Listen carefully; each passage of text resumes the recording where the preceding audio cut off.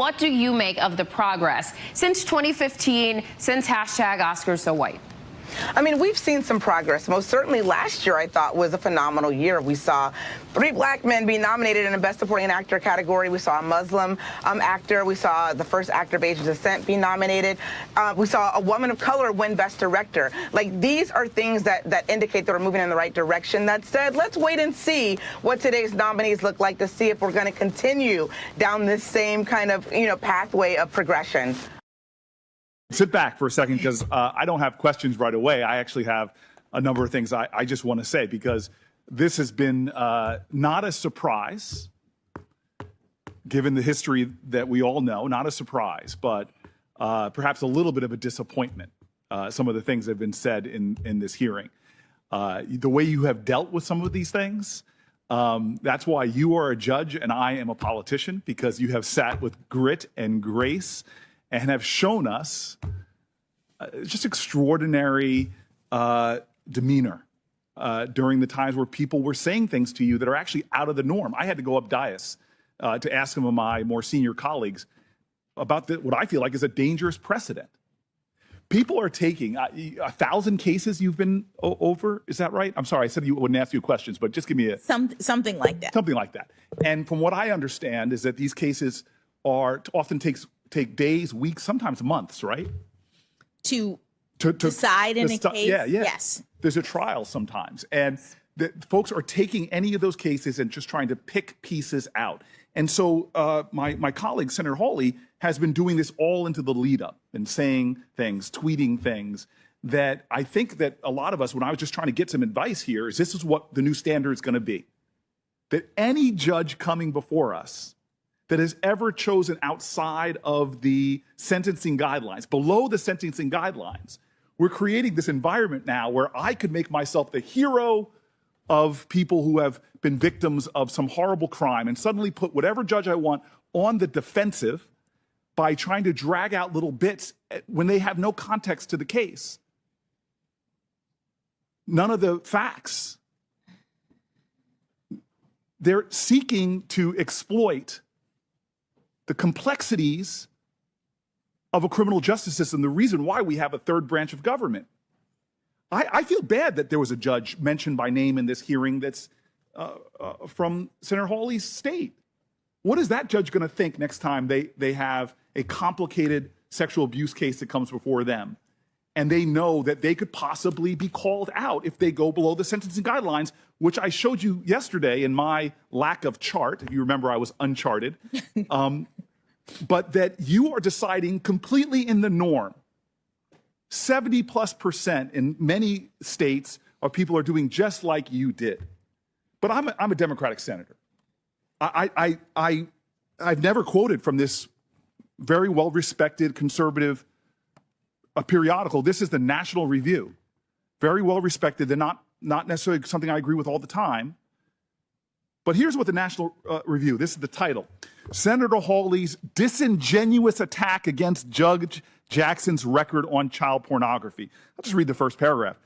I would oppose Judge Ketanji Brown Jackson because of her judicial philosophy for the reasons I outlined last week. I addressed that in a separate post. For now, I want to discuss the claim by Senator Josh Hawley that Judge Jackson is appallingly soft on child pornography offenders. This is the kicker here. The allegations appear meritless to the point of demagoguery.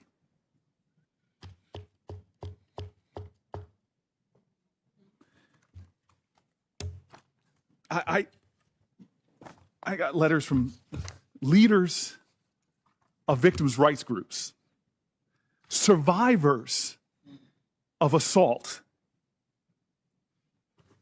all saying sort of the same thing with the National Review. Feel proud about yourself. You brought together right and left in this calling out of people that will sit up here and try to pull out from cases and try to put themselves in a position where they're the defenders of our children. To a person who has children, to a person whose family goes out in streets and defends children.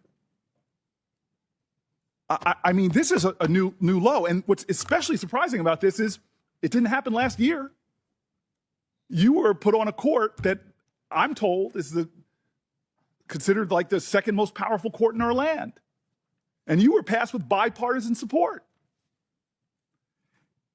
Nobody brought it up then. Did they not do their homework? Were they lax? Did they make a mistake? I wonder, as they ask you the question, do you regret? I wonder if they regret that they didn't bring that out. No. Why? Because it was an allegation that is meritless to the point of demagoguery. You are, I don't mean this in any way, because if anybody called me average, I would be upset, but you are a mainstream judge. Your sentencing, I've looked at the data, falls in the mainstream on everything from child sexual assault to all the other issues that people are trying to bring up. Some of these things that are being cast at you, that you called George Bush a war criminal, come on, that is painful. Especially because, as you said, the brief change, these are names that you have to put in. And we're talking about a real issue that goes to the core of our values, torture. Barack Obama was named once Bush left office. There is an absurdity to this that is, it is almost comical if it was not so dangerous. Because the next time a judge comes before us on the right or the left that has a body of work like you do, gosh, one of the some performance artists on our side could pull out one of the cases where they were below the sentencing guideline. Say, for example, it was on something like as horrific as rape that we all agree is horrific. And they can suddenly put themselves as the defense. How dare we put someone who's soft on crime? Well, are you soft on crime? God bless America. I got this great text. I've become really good friends with the folks at the FOP from my negotiations. And this was my favorite text. You all got to get this. I think my brother Kennedy might get a kick out of this. He goes, things that are uncountable, stars in the sky, grains of sand on the beach, and the number of times Democrats will mention that the FOP endorsed Judge Jackson in this hearing. But let me mention it again. Just in case my people say you're rough on crime folks really want to try to make that stick. You were endorsed by the largest organization of rank and file police officers. You were endorsed by the bosses, the largest organization of chiefs of police.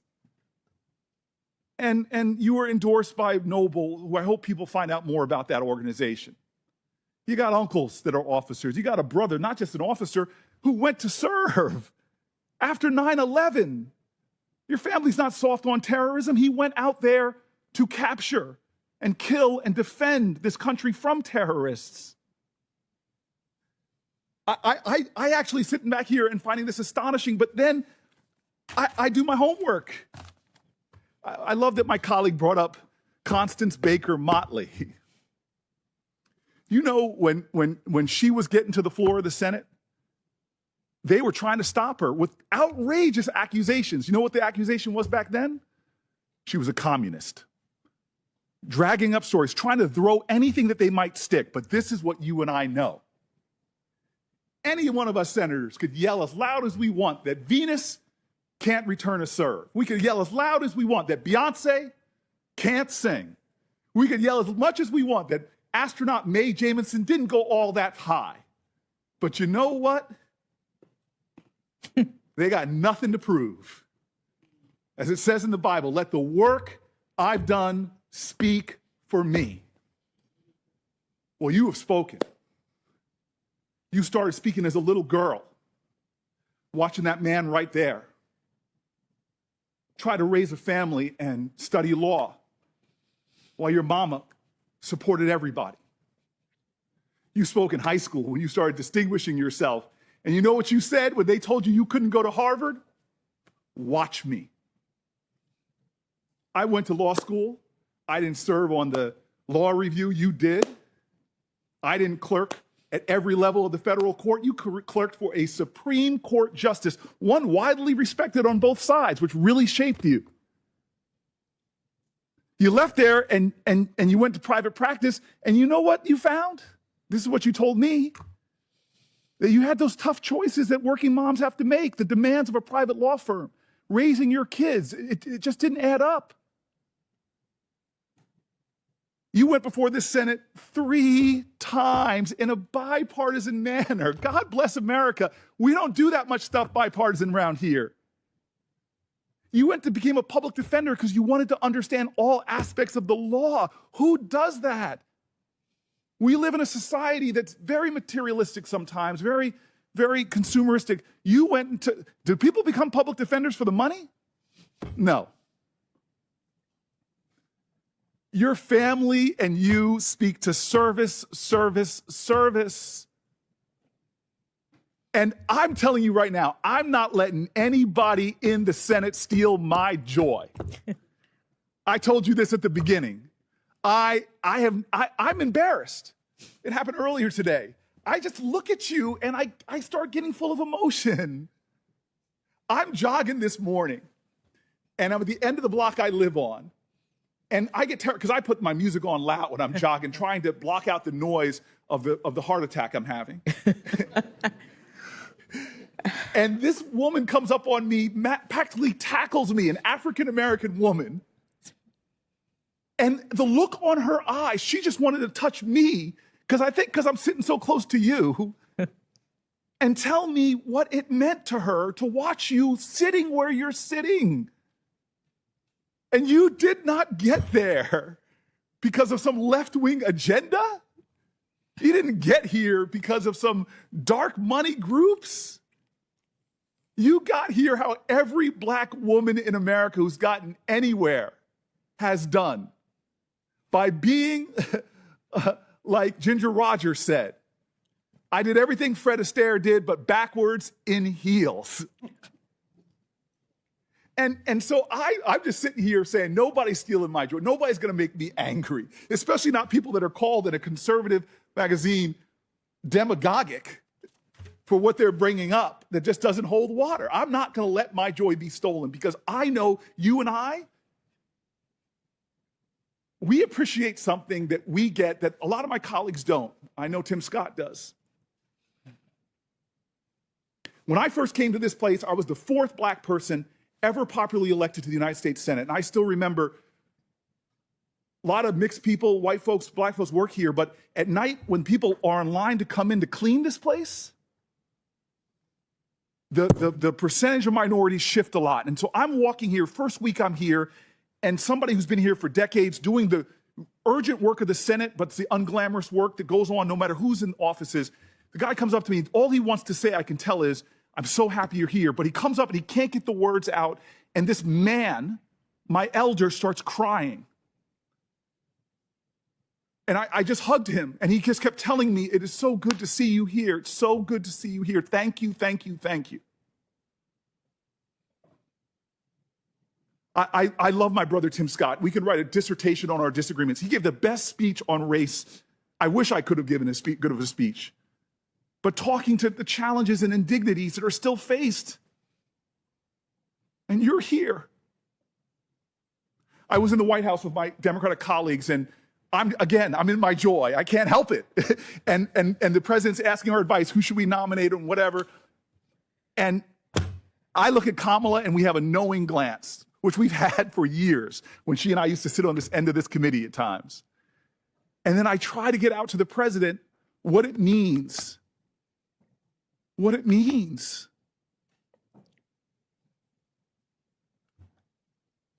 And I want to tell you, when I look at you, this is why I get emotional. I'm sorry, you're a person that is so much more than your race and gender. You're a Christian, you're a mom, you're an intellect, you love books. But for me, I'm sorry, it's hard for me not to look at you and not see my mom, not to see my cousins, one of them who had to come here and sit behind you. She had to have your back. I see my ancestors and yours. Nobody's going to steal the joy of that woman in the street or the calls that I'm getting or the texts. Nobody's going to steal that joy. You have earned this spot. You are worthy. You are a great American. Your hero is Constance Baker Motley. Mine, she has sat on my desk for my offices that I've held. She's my icon of America. Her name is Harriet Tubman. There is a love in this country that is extraordinary. You admitted it about your parents. They loved this nation, even though there were laws preventing them from getting together. When they were loving, there were laws in this country that would have prevented you from marrying your husband. It wasn't that long ago, it was last generation. But they didn't stop loving this country, even though this country didn't love them back. And what were the words of your heroes and mine? What did Constance Baker Motley do? Did she, this country that she saw insult and injuries, when she came out of law school, law firms wouldn't even hire her because she was a woman. Did she become bitter? Did she try to create a revolution? No, she used the very constitution of this nation. She loved it so much, she wanted America to be America. As Langston Hughes wrote, "Oh, let America be America again." The land that never has been yet, but yet must be the land where everyone is free. Oh, yes, I say it plain, America never was America to me, but I swear this oath, America will be. That is the story of how you got to this desk, you and I and everyone here, generations of folk who came here and said, America, I'm Irish. You may say, no, Irish or dogs need to fly, but I'm going to show this country that I can be free here. I can make this country love me as much as I love it.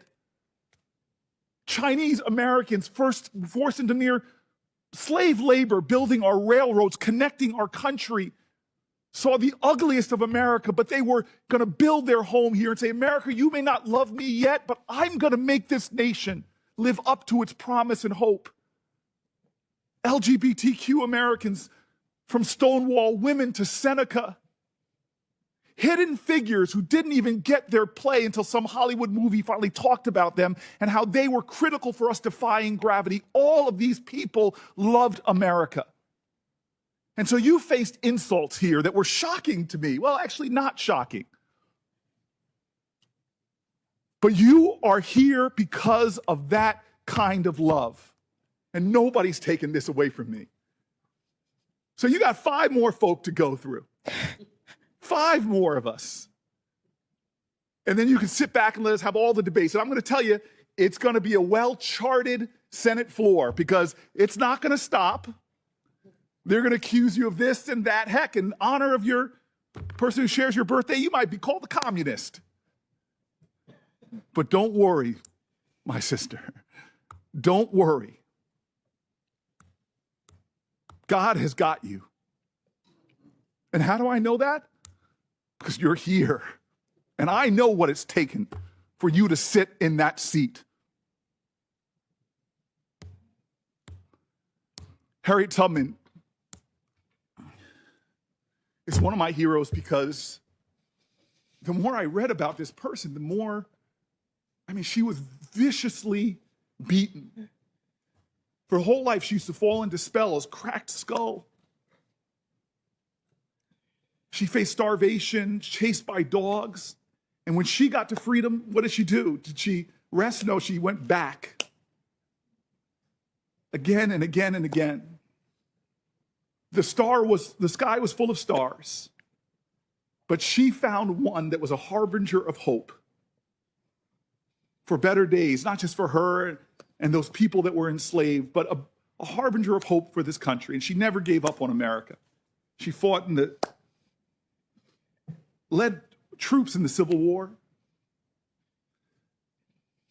She was involved in the suffrage movement. And as I came back from my run, after being near assaulted by someone on the street, I thought about her. And how she looked up. She kept looking up. No matter what they did to her, she never stopped looking up.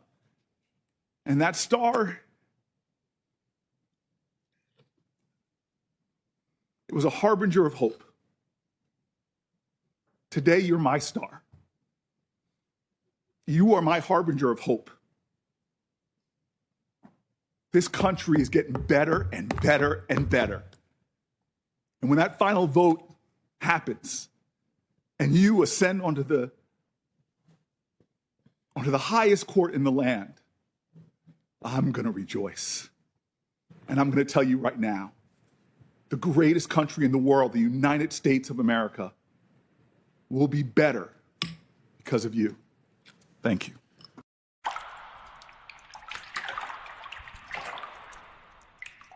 We know that he is for the culture and of the culture, and he has gifted us films that really reflect an experience that we don't always see in cinema, so I expect him to kind of translate that, I think, for a really broader mainstream audience, and I'm excited to see what he has in store. So excited to see. So you know it's going to be something very entertaining for Oscars, at least.